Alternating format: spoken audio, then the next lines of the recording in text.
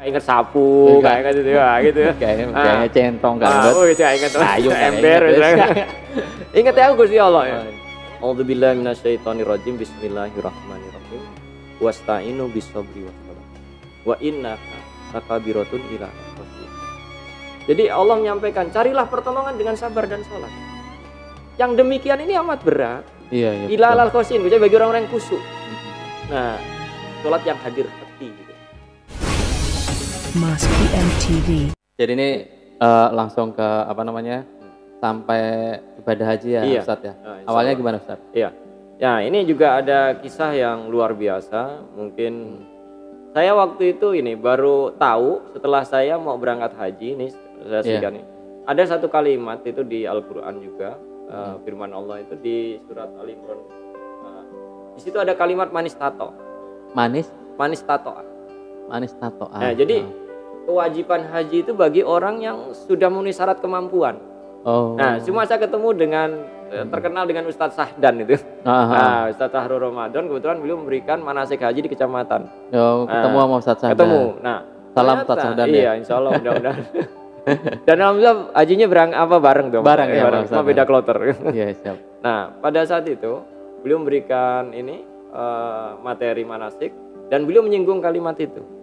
Dan beliau memberikan apa ya, kalau penjabaran, kalau dalamnya ketafsir ya, penjabaran. Jadi manis tato itu bukan berarti orang yang mampu dulu, kaya dulu, gitu tidak. Nah, ternyata ada satu kalimat, apa yang beliau katakan? Jadi kalau orang itu berusaha memampukan dirinya, nanti insya Allah akan dimampukan oleh Allah. Gitu. Jadi niat tadi ya, niat awal. Nah, keinginan yang kuat lah gitu. Nah, betul. Nah, akhirnya saya berbagi juga nih kepada teman-teman semua ya, teman-teman dan juga mungkin kebetulan kadang kita diminta apa ya untuk di majelis taklim gitu. Saya sampaikan untuk memotivasi. Nah, artinya kita nggak nunggu kaya dulu gitu. Oh iya. Jadi nggak nunggu. Kita mengkayakan. Nanti Allah yang mengayakan gitu. Karena Allah yang maha kaya gitu. Insya Allah luar biasa. Nah, kembali kepada perjalanan awal itu. Nah, waktu itu prinsip kita kalau punya uang 20 juta baru daftar gitu. Betul. Tapi ternyata kebetulan saya punya anak 2. Itu yang waktu itu yang pertama itu cewek, itu lagi mondok di Pondok Pesantren Darul Huda Curug. Nah, kebetulan yang kedua cowok, waktu itu masih SD atau ya. Nah, SD. saya begitu nengok anak di pondok, ketemulah seseorang, kebetulan baru pulang haji mas. Namanya Haji Udin, dia dari Bitung. Jadi wali murid juga. Wali santri lah. Jadi ketemu sharing. Nah, ketika itu saya tanya, Pak Haji, doain saya dong. Saya juga pengen gitu. Iya. Nah, terus saya ceritakan, nantilah Pak Saudari. Kata beliau apa? Kata Pak Haji ini, enggak begitu mas, katanya. Enggak begitu. Jadi emas sekarang punya duit berapa? Datang ke bank apakah Mandiri atau bank apalah gitu ya. Nah, di situ emas nabung khusus tabungan haji. Nah, mau 500.000 nggak apa-apa. Subhanallah. Saya tidak tunda lagi tuh mas. Saya tidak tunda lagi. Nah, akhirnya apa? Arahan beliau itu, masukan dari beliau, akhirnya saya laksanakan. Waktu itu saya datang sebuah bank waktu itu, milik pemerintah waktu itu.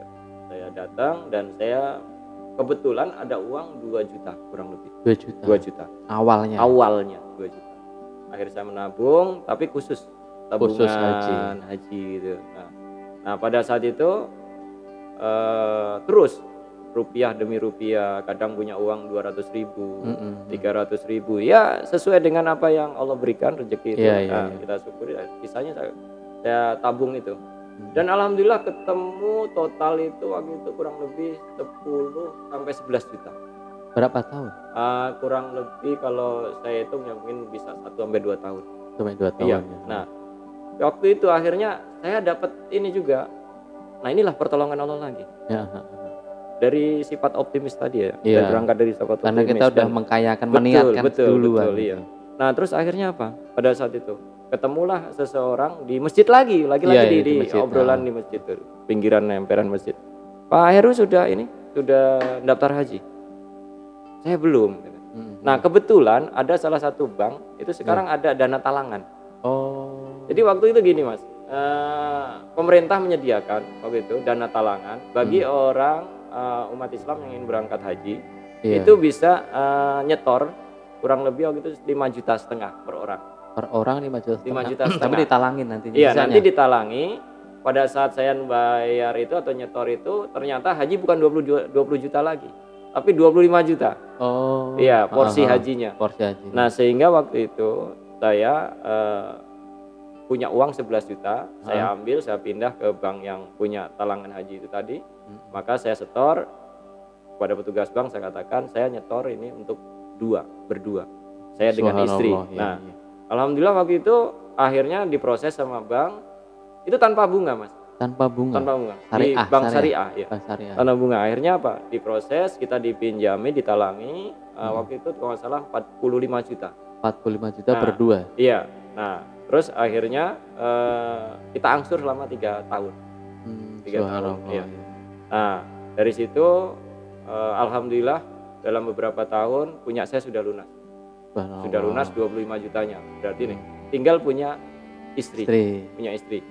Nah, lagi-lagi nih. Iya. Keinginan itu diuji lagi sama Allah. Apakah benar gitu? Nah, pada saat itu apa? Karena kebijakan pemerintah, Bank Indonesia itu dirubah. Jadi artinya dirubah. Ada perubahan. Datanglah kepala cabang bank itu ke rumah dengan karyawan atau stafnya mengatakan, Pak Heru, ini kebetulan punya Pak Heru sudah lunas porsi hajinya. Tapi punya ibu belum. Waktu itu masih 8 juta punya istri. Nah, terus gimana, Bu? Harus dilunasi dalam waktu berapa hari. Pada saat itu kurang lebih 17.400.000. Subhanallah. Iya. Ini lagi-lagi. Kalau kita benar niat karena Allah, pertolongan Allah dekat. Nah, datang, didatangkan wasilah itu. Nah, akhirnya apa? Saya nggak mungkin, secara logika Mas. Secara logika nggak mungkin. Betul. Dalam waktu 3 hari dagang perabot misalnya mencari 1 juta, 3 hari 3 juta, nggak mungkin 17 ya. Betul. Akhirnya apa?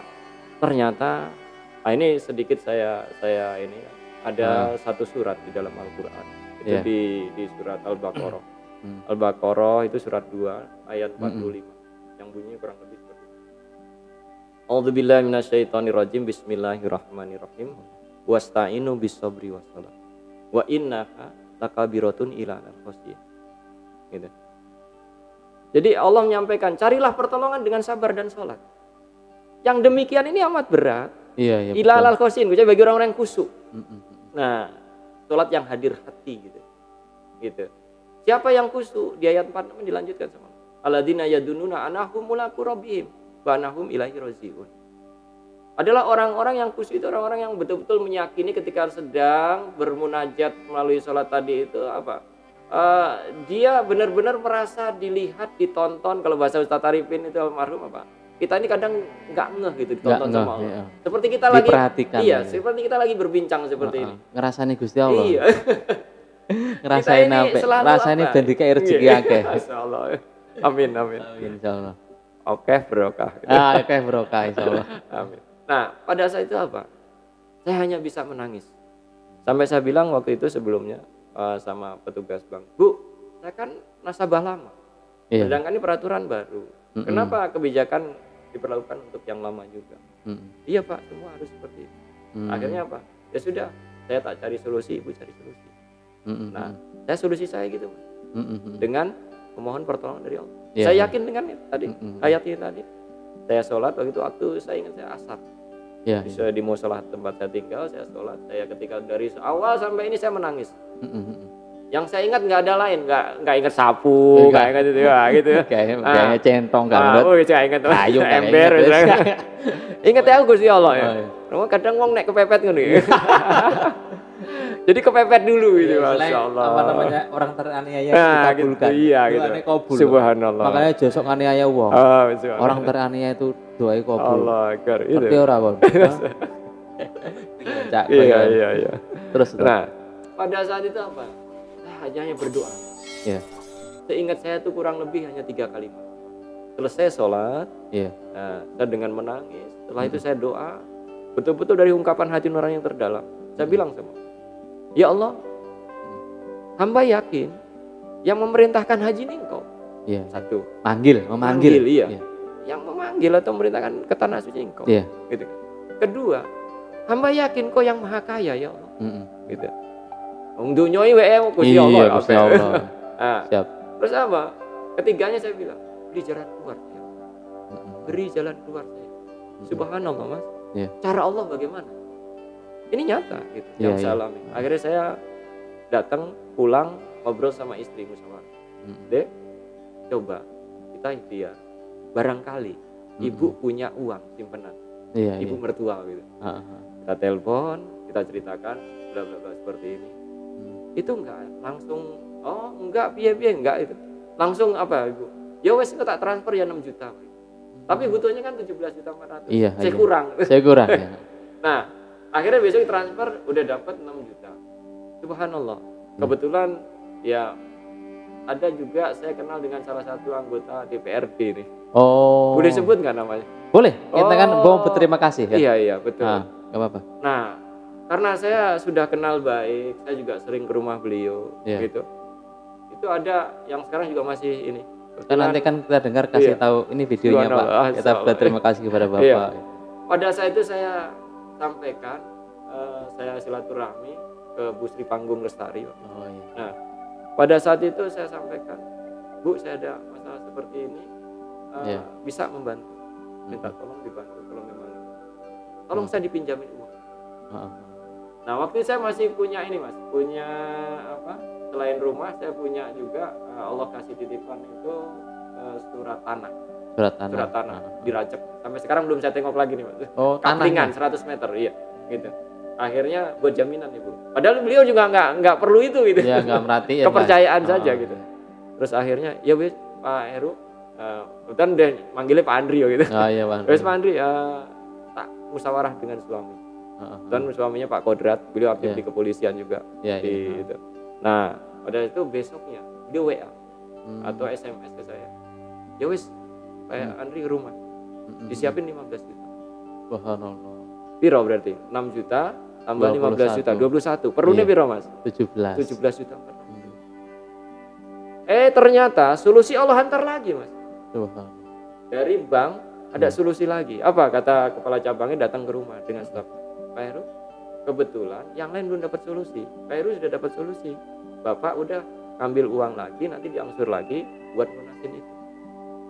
Apa saya bilang kepada itu? Kepada pegawai banknya atau kepala cabang. Bu, kemarin kan saya bilang, saya insya Allah usaha, Ibu usaha.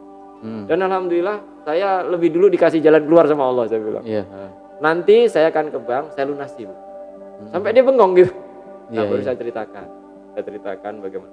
Jadi inilah sebetulnya kita sebagai hamba Allah. Nek bahasane wong Jawa awake nggur wayang. Betul wayang. Tergantung dalangnya. Tergantung dalangnya. Iya, kita ini wayang. Jadi apa?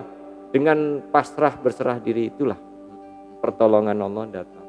Jadi benar-benar nol, mindset zero dalam hati itu.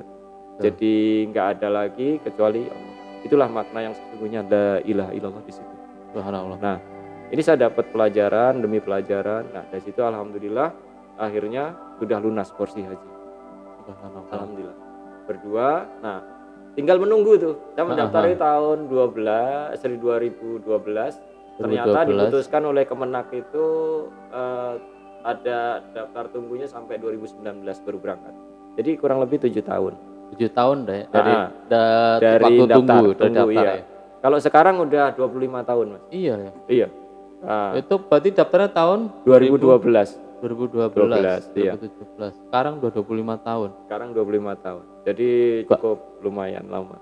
Kon gak mau ngaji tuwek kan padha harus ngomong. Subhanallah. Nah, idealnya kalau sekarang daftar tunggunya 25 tahun sebetulnya buat anak-anak kita, generasi kita atau kita sendiri. Kita sendiri tuwek. Berarti tinggal nambah. Subhanallah, gak kepikir itu. Kalau umur buat mangkat gak Cak. Umur misalnya 30 tahun, daftarkan itu. 30 tahun tambah 25 berapa? 55. Iya. Karena pengalaman ketika saya dengan istri ke sana, ketika usia masih produktif, usia 50-an itu insya Allah, karena di sana perlu fisik, Mas. Betul. Fisik, karena ibadah haji itu ibadah fisik. korban harta, harus punya ilmu juga, Tenaga. dan juga apa, tenaga. Ya, betul. Dan memang kalau kita bisa kembali pulang ke tanah air, ya alhamdulillah. Mudah-mudahan bermanfaat. Tetapi kalau toh harus mati di sana, ya kita Syahid. sudah, ya mudah-mudahan itu Insyaallah syahid. dibalas dengan Syahidan lah. syahid dari Allah Subhanahu wa Ta'ala. Nah, kita lanjutkan pada saat itu ternyata nggak mulus begitu aja, Mas. Gitu. Perjalanan itu nggak mulus di sana. gitu. Ya enggak, artinya dalam melunasi tadi. Oh, melunasi Itu kan tadi. baru porsi tadi. Oh iya, baru porsi, Nah, porsi. dapat. Iya. Ternyata ujiannya sedemikian rupa. Kalau bahasanya kalau kita ambil tetap fokus enggak gitu loh. Iya. Tetap fokus enggak? Betul. Apakah dengan ini ujian-ujian seperti ini terus kamu ambil tambah dagang prabot nah gitu. Betul, modal. Modal gitu ya. Tapi waktu itu alhamdulillah kita tetap konsen fokus di satu titik tadi tujuan. Nah, pas kurang lebih 2019 mau pemberangkatan sudah dapat informasi dari pemerintah, diputuskan oleh pemerintah waktu itu biaya haji per orangnya harus nambah kurang lebih 10 juta. Nah, Berarti per orang gitu. Berarti kurang 20 juta lagi. 20 juta lagi. 20 juta lagi. Tetapi saya kan udah menabung juga. Selama itu menabung. Iya, nah, ternyata kurang itu mau berangkat 8 juta. Akhirnya tinggal kurang 8 juta. Harusnya 20 juta, tinggal 8 juta. Cuma ini lagi-lagi ada kisah. Gitu. Ada kisah yang luar biasa. Bahkan ini pernah saya ceritakan ketika saya memberikan pengajian di suatu majelis. Itu seluruh jamaah majelis nangis. Mas PM TV.